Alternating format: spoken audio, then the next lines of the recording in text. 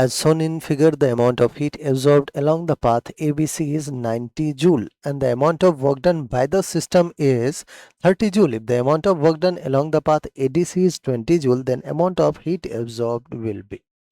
आइए बच्चों, सबसे पहले अपन बात करें इस प्रोसेस ABC का। ABC में जो हीट एब्जॉर्ब्ड है डेल्टा Q है पॉजिटिव 90 जूल होगा क्योंकि हीट एब्जॉर्ब है, और work done by the system है ये भी पॉजिटिव रहेगा 30 joule. First law of thermodynamics कह रहा है कि आप डेल्टा Q को delta U plus delta W लिख लें।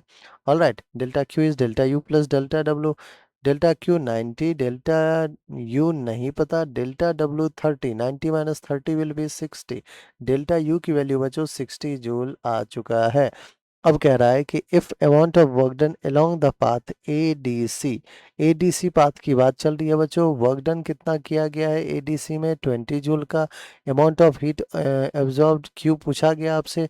क्या A से C तक जाने में, A से B, B से C, A से D, D से C, क्या इनिशियल और फाइनल पोजीशन हमारा बिल्कुल सेम है दोनों प्रोसेस में, दोनों पाथ में? बिल्कुल बच्चों, अगर दोनों पाथ में सेम है तो डेल्टा U की वैल्यू तो बच्चों सेम रहेगा जो कि 60 जूल आया था, अब भी 60 जूल रहेगा।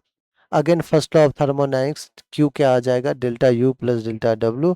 डेल्टा U कितना है 60 और W कितना है 20, दैट इज 80 जूल। 80 जूल का वर्क आप कर हीट दे रहे हो बच्चों, तो 80 जूल हमारा कौन सा ऑप्शन है? Option number 1। और बच्चों वही हमारा बिल्कुल करेक्ट ऑप्शन, ठीक है।